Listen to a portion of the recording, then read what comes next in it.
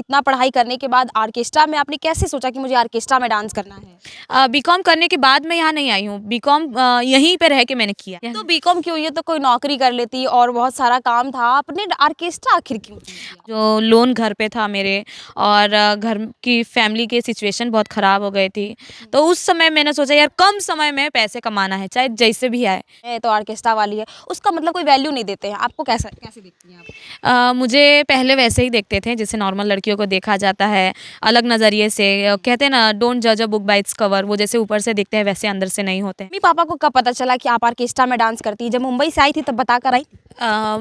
Mummy को सिर्फ बता कर आई थी और किसी को नहीं पता था ये बात, क्योंकि मैं अक्सर काम के सिलसिले में कभी गुजरात, राजस्थान, दिल्ली जाती रहती थी। तो मम्मी को भी ये लगा कि शायद काम के लिए ही जा रही है, काम से फिर आ जाएगी। को अर्निंग की, पैसे की दिक्कत थी इसलिए आपको ऑर्केस्ट्रा में डांस करना पड़ा? जी बिल्कुल, घर की स्थिति चेंज करनी थी बस। लेकिन बहुत सारे लड़कियों को कहते हैं कि मर्जी होता है, कितनी लड़कियों को मतलब अलग गंदे नज़र से देखा जाता है। तो देखा जाता है, अभी भी हम लोग को देखा जाता है। हम लोग को नचनिया बुलाते हैं, अलग छोटे छोटे बच्चे अलग अलग तरीके से बुलाते हैं, बट इग्नोर करते हैं हम लोग वो सब चीज़। बिना परान के शरीर लाश बन जाला, बिना सुगंध के फूल घास बन जाला।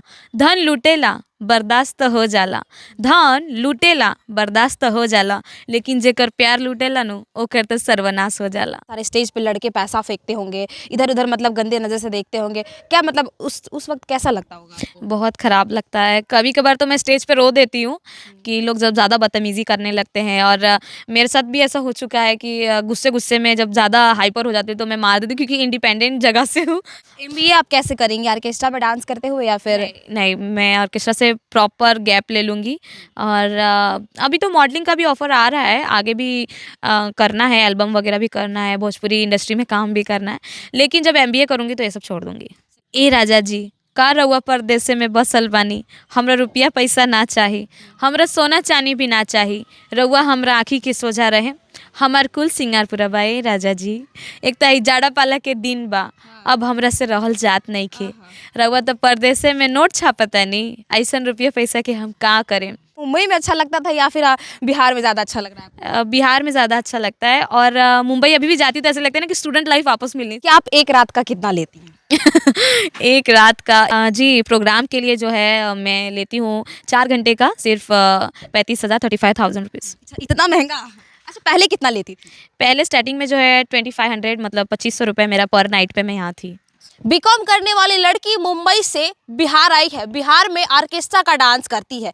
सबसे पहले इनकी लाइफ के बारे में बताएंगे कि आखिर इनका लाइफ कैसा होता है। ऑर्केस्ट्रा में डांस करने वाली लड़कियों को कहते हैं ऐसी वैसी होती है, तो आइए इनके बारे में ही बताएंगे, इनका लाइफ कैसा होता है। सबसे पहले आपका सीके टीवी इंडिया में स्वागत है। बहुत बहुत धन्यवाद। सीके टीवी की तरफ से जितने जनता और मेरे भोजपुरी समाज के लोग इस समय मुझे देख रहे हैं, सब लोग के हम गोड़ चुके गोड़ लगता नहीं, आशा करता नहीं रहुआ सब स्वस्थ होके मस्त होके अपना अपना काम में व्यस्त होके। सबसे पहले आपका नाम क्या है? जी, जो मेरा रियल नेम है वो रानी त्रिपाठी है, और यहाँ की पब्लिक ने प्यार से जो मुझे नाम दिया है वो रानी राज है। अच्छा, रानी राज है, मतलब आप मुंबई से जब यहाँ आई तो आपका नाम भी बदल गया? जी, पब्लिक का देन है। पब्लिक ने ही इतना हिट किया है, मुझे इतना आगे बढ़ाया है, तो उनका ही क्रेडिट है कि ये नाम जब हिट हो गया तो इसी को लेकर चलती हूँ। इतना लंबा सफ़र कैसे तय किया आप? जी, ये लंबा सफ़र लॉकडाउन की बात है। लॉकडाउन का सबको पता है कि देश का क्या, हर घर का माहौल कैसा था और परिस्थिति कैसी थी। तो मेरे भी घर की सिचुएशन वैसी ख़राब थी और पापा अकेले अर्न करने वाले। लेकिन एक सवाल है, आप बीकॉम की हुई है, बीकॉम मतलब इतना पढ़ाई करने के बाद ऑर्केस्ट्रा में आपने कैसे सोचा कि मुझे ऑर्केस्ट्रा में डांस करना है? बीकॉम करने के बाद मैं यहाँ नहीं आई हूँ। बीकॉम यहीं पे रह के मैंने किया है। यहाँ से मैंने एग्ज़ाम तो वहीं जाकर देती हूँ, लेकिन मुंबई से जब आप यहाँ आई तब आप 12th क्लास में थी?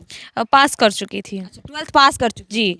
और फर्स्ट ईयर में ही मेरा एडमिशन नहीं हुआ था। उसके बाद 2020 में 21 में मैंने यहाँ से जब पैसे कमा कर और अच्छे अर्न कर लिया था मैंने, तब मैं जाकर वहाँ पे एडमिशन कराई थी, क्योंकि सबको पता है इस समय एजुकेशन का कितना खर्चा है और पापा अकेले तो संभाल नहीं पाते थे, क्योंकि छोटी बहन है, बड़ा भाई और फैमिली भी देखनी है मुंबई जैसे शहर में। और तो इसी वजह से मुझे ये लाइन चूज़ करना पड़ा, और फ्रेंड के ज़रिए मैंने उससे कंफर्मेशन किया कि ऐसा कुछ तो गलत नहीं होता है। तो बीकॉम क्यों, ये तो कोई नौकरी कर लेती और बहुत सारा काम था, आपने ऑर्केस्ट्रा आखिर क्यों? अपॉर्चुनिटीज़ बहुत थी और अभी भी है, क्योंकि लोग कॉल सेंटर या कहीं वेटर का काम या अलग-अलग फ़ील्ड में टीचर का काम करके लोग कमा रहे हैं। लेकिन मेरे मन में ऐसा था कि घर की जो लोन घर पे था मेरे और घर की फैमिली की सिचुएशन बहुत ख़राब हो गई थी। तो उस समय मैंने सोचा यार कम समय में पैसे कमाना है, चाहे जैसे भी आए।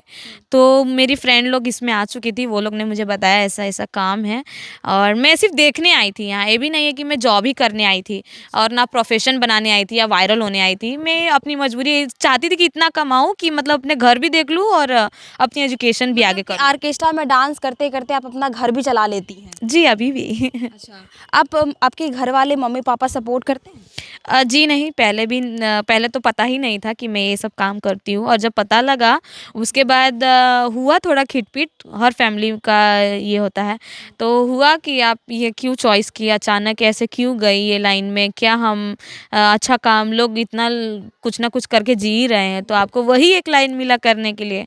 बहुत कुछ सुना मैंने और बहुत कुछ देखा, लेकिन जब कहते हैं ना माँ का आशीर्वाद हो तो लोग बोलते रहते हैं, उनका बोलने का काम है। मम्मी ने सपोर्ट किया तो मुझे ऐसा लगता है कि किसी का सपोर्ट नहीं चाहिए। यानी कि जब आप 12 पास थी तो घर से सपोर्ट था, उसके बाद जब आपने ऑर्केस्ट्रा में आया तो मम्मी-पापा सपोर्ट नहीं कर रहे थे। जी, नहीं कर रहे थे, अभी करते हैं। लेकिन जब अर्निंग मतलब पैसा आने लगा तो मम्मी-पापा सपोर्ट करते हैं। हाँ, हाँ, करते हैं। आगे क्या करना है आपको? आगे मन है एमबीए करने का या तो आईटी फील्ड से सी प्लस प्लस जिसको कहा था कोडिंग लैंग्वेज करने का।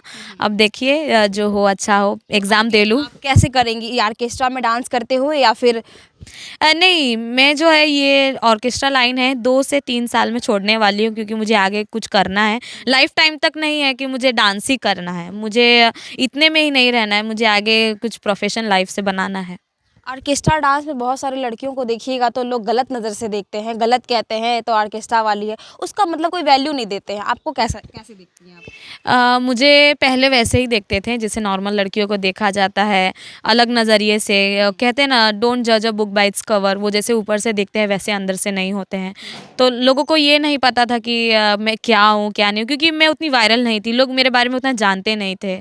और अचानक मैं एक प्रोग्राम में गई, वहाँ पे 2-3 न्यूज़ रिपोर्टर लोग आए और वहाँ पे ही मैं लोगों ने जब मुझे पसंद किया और मैं अभियंता जी के साथ जब वायरल हुई, तो मैं अभी भी जहाँ जाती हूँ तो लोग बोलते हैं कि ये तो रानी राज है, रानी राज है।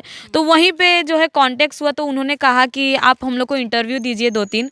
तो मैंने जब दिया तब लोगों को पता लगा कि मैं एजुकेटेड हूँ, मुंबई से आई हूँ और मैंने अपनी लाइफ़ को इतना सेपरेट कर लिया था कि मैं नहीं चाहती थी कि किसी को मैं बताऊँ। लेकिन जब वायरल हो गई तो कहते हैं ना कि सबकी किस्मत में नहीं होता ये स्टारडम। तो अच्छा, जब आपके मम्मी-पापा को कब पता चला कि आप ऑर्केस्ट्रा में डांस करती हैं? जब मुंबई से आई थी तब बता कर आई थी? मम्मी को सिर्फ बता कर आई थी और किसी को नहीं पता था ये बात क्योंकि मैं अक्सर काम के सिलसिले में कभी गुजरात, राजस्थान, दिल्ली जाती रहती थी। तो मम्मी को भी ये लगा कि शायद काम के लिए ही जा रही है, काम से फिर आ जाएगी। और मैंने अपनी जो एयर होस्टेस की कोर्स है 3 महीना जो मैंने दिल्ली से किया था, तो उसके बाद मम्मी को भी ऐसा लगा कि कुछ कोर्स करने जा रही है, लेकिन ये नहीं पता था कि ऑर्केस्ट्रा मम्मी को भी नहीं सच बताया था मैंने। किसी को पता नहीं था कि आप बिहार ऑर्केस्ट्रा में डांस करने जा रही हैं। नहीं। ये मतलब आपको अर्निंग की पैसे की दिक्कत थी इसलिए आपको ऑर्केस्ट्रा में डांस करना पड़ा? जी, बिल्कुल, घर की स्थिति चेंज करनी थी बस। लेकिन बहुत सारी लड़कियों को कहते हैं कि मर्जी होता है, कितनी लड़कियों को मतलब अलग गंदे नज़र से देखा जाता है तो। देखा जाता है, अभी भी हम लोग को देखा जाता है, हम लोग को नचनिया बुलाते हैं, अलग छोटे-छोटे बच्चे अलग-अलग तरीके से बुलाते हैं, बट इग्नोर करते हैं हम लोग वो सब चीज़, जाने दीजिए अब क्या किया जाए, क्योंकि सबका आप सुनते रहेंगे। देखिए लड़कियाँ ऐसी चीज़ है ना कि अगर हम अच्छा करेंगे तो भी लोग कहते हैं, बुरा करेंगे तो भी बोलते हैं, तो मुझे ऐसा लगता है कि इग्नोर जब तक नहीं करेंगे तब तक आगे नहीं बढ़ेंगे। बिहार में आप रह रही है, बिहार में कुछ भोजपुरी में कुछ एक डायलॉग सुना दीजिए। जी, बिहार वासियों के लिए एक शायरी बोलना चाहूँगी जिसको लव शायरी कहा जाता है। बिना परान के शरीर लाश बन जाला, बिना सुगंध के फूल घास बन जाला। धन लुटेला बर्दाश्त हो जाला, धन लुटेला बर्दाश्त हो जाला, लेकिन जेकर प्यार लुटेला नु ओकर तो सर्वनाश हो जाला। अच्छा, आप किसी से प्यार की हैं? जी, कॉलेज लाइफ की ये बात है। क्योंकि आप बीकॉम की हुई हैं तो बहुत सारा आपका मतलब जो क्लास होगा उसमें बहुत सारे स्टूडेंट लाइफ में मिले होंगे। स्टूडेंट लाइफ मुझे लगता है सबसे गोल्डन लाइफ होती है क्योंकि उस समय का जो दौर होता है मज़ा, अच्छा बुरा को सीखना और नई नई चीज़ों को देखना सीखना, तो मेरी गोल्डन लाइफ वही थी। और उसके बाद तो जो चल रही है वो ऐसी लाइफ है कि मैं कभी सोच भी नहीं सकती थी एज अ डांसर की लाइफ। तो प्यार की की रही बात तो सच्चा प्यार बचपन वाला प्यार हुआ था, लेकिन टूट गया यही काम के चलते। लेकिन कोई बात नहीं, अब आगे देखना है कि कहाँ बढ़ना आपकी है। लाइफ बनाना है। अच्छा, अभी भी आपके बहुत सारे दोस्त होंगे, बीकॉम की हुई है तो बहुत सारे दोस्त होंगे, तो उस वक्त जब दोस्त आपके देखते होंगे आपका ये वीडियो तो क्या सोचते होंगे, कैसा लगता होगा आपको? पहले तो जब मेरा पहला इंटरव्यू आया और मैंने अपने फेसबुक पे पोस्ट किया, उसी टाइम मेरे हिसाब से मुझे 20-25 कॉल आए मेरे फ्रेंड लोग के कि ये तुम कहाँ चली गई हो, क्या की हो, तुम अचानक कॉलेज के बाद गायब हो गई और गायब होने के 4 साल बाद ये सब सुनने मिल रहा है, क्या कर रही हो, क्या नहीं कर रही हो। लोगों ने बहुत सवाल पूछे और मैंने बताया भी कि ऐसी-ऐसी बात है, मॉडलिंग लाइफ में आई और अचानक ऑर्केस्ट्रा के लाइन में आ गई। तो बोले कि तुझे और कुछ नहीं मिला करने के लिए, बहुत कुछ सुना है मैंने, लेकिन अब लोग सलाह ही दे सकते हैं, उससे ज़्यादा तो कुछ दे नहीं सकते। अच्छा, जब ऑर्केस्ट्रा में आप डांस करती हैं तो बहुत सारे स्टेज पे लड़के पैसा फेंकते होंगे, इधर-उधर मतलब गंदे नज़र से देखते होंगे, क्या मतलब उस वक्त कैसा लगता होगा आपको? बहुत ख़राब लगता है। कभी-कभार तो मैं स्टेज पे रो देती हूँ कि लोग जब ज़्यादा बदतमीज़ी करने लगते हैं और मेरे साथ भी ऐसा हो चुका है कि गुस्से-गुस्से में जब ज़्यादा हाइपर हो जाते हैं तो मैं मार देती हूँ, क्योंकि इंडिपेंडेंट जगह से हूँ। मुझे अच्छे-बुरे का फ़र्क पता नहीं है और लोग यहाँ पे डांसर समझते होंगे, जैसे जो समझते होंगे नचनिया या जो भी। लेकिन मुझे अगर कोई कुछ उल्टा भी बोलता है तो मैं उसके खिलाफ हो जाती हूँ। मैनेज करना पड़ता है। क्या करें, मैनेज करना पड़ता है। अब 2-3 प्रोग्राम में ऐसा हुआ है मेरे साथ कि मैंने एक लड़के को मार दिया, लेकिन उसके बाद बहुत ख़राब भी लगा कि ऐसे नहीं करना, क्योंकि जो मेरी लाइफ़ है और जो लोग नज़रिए से देखते हैं उस हिसाब से मुझे वो नहीं करना चाहिए था। एमबीए आप कैसे करेंगी, ऑर्केस्ट्रा में डांस करते हुए या फिर? नहीं, मैं ऑर्केस्ट्रा से प्रॉपर गैप ले लूँगी और अभी तो मॉडलिंग का भी ऑफ़र आ रहा है, आगे भी करना है, एल्बम वगैरह भी करना है, भोजपुरी इंडस्ट्री में काम भी करना है, लेकिन जब एमबीए करूँगी तो ये सब छोड़ दूँगी। चलिए एक शायरी और सुना दीजिए कुछ अलग अंदाज में। जी। नहीं, भोजपुरी ही बोलिए क्योंकि हमारे जो दर्शक है ना वो ज़्यादा आपको भोजपुरी में ही पसंद करेंगे। जी, जो मेरा डायलॉग फ़ेमस है बहुत ज़्यादा कि ब्यास जी के साथ जब मैं काम करती थी, तो लोगों ने तभी मुझे वायरल किया कि ए राजा जी, का रउआ परदेसे में बसल बानी, हमरा रुपया पैसा ना चाही, हमरा सोना चानी भी ना चाही, रउआ हमरा आँखी के सोझा रहे, हमार कुल सिंगार पूरा बा ए राजा जी। एक त ई जाड़ा पाला के दिन बा, अब हमरा से रहल जात नइखे, रउआ तो परदेसे में नोट छापतानी, अइसन रुपया पैसा के हम का करें जिससे हमार मने पूरा ना होई। ए राजा जी, रउआ बाहरा में जाके बस गईनी, ना जाने केकरा नजरिया में धस गईनी, कवन मजा नइखे रोआ अइसन खोआ में, कवन मजा नइखे रोआ अइसन खोआ में, लागत रउआ कोनो सौतीनिया के बाह में जाके फंस गईनी। अच्छा, ये बताइए कि ज़्यादा मुंबई में अच्छा लगता था या फिर बिहार में ज़्यादा अच्छा लग रहा है आपको? बिहार में ज़्यादा अच्छा लगता है और मुंबई अभी भी जाती हूँ तो ऐसा लगता है ना कि स्टूडेंट लाइफ वापस मिलनी चाहिए एक दिन। बिहार में आप कब से रह रही हैं? 2020 से, और अभी जो है मुझे 3 साल प्रॉपर हो चुका है यहाँ पे, चौथा। बिहार में खास क्या लगा आपको? यहाँ का कल्चर, यहाँ का सराउंडिंग, क्योंकि लोग एकजुट रहते हैं यहाँ पे और लोग का प्यार मिलता है यहाँ पे। और अब मुझे ऐसा लगता है कि वायरल होने के बाद कि इंसान के अंदर कलाकारी ना हो, जो कि लड़की भोजपुरी नहीं जानती थी ना समझती थी, और यहाँ के लोगों ने मेरी कलाकारी देख के और मेरे डांस प्रोफेशन को देख के इतना आगे बढ़ा दिया।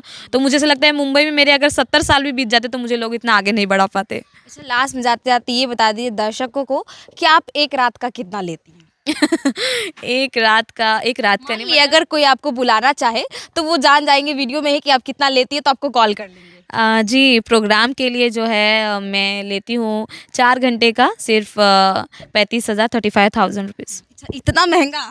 अच्छा, पहले कितना लेती थी? पहले स्टार्टिंग में जो है 2500, मतलब 2500 रुपये मेरा पर नाइट पे मैं यहाँ थी। चलिए तो देखिए इनकी कहानी क्या थी, आपको मैंने बताया मुंबई से स्ट्रगल करके आई हैं बिहार, और बिहार में आकर बीकॉम की, यानी ऑर्केस्ट्रा में रहते हुए बीकॉम की, कि कितने लड़कियों की ऐसी लाइफ होती है कि मतलब कहते हैं ना लोग करने का इन लोगों का मन होता है, लेकिन इनकी लाइफ देखिए, ये बीकॉम कर रही है ऑर्केस्ट्रा में रहते हुए। बाकी आप लोगों ने देखा क्या कुछ इन्होंने कहा, इनकी लाइफ कैसी थी, कमेंट करके आप राय ज़रूर दीजिएगा इनके बारे में कैसे देखते हैं। धन्यवाद।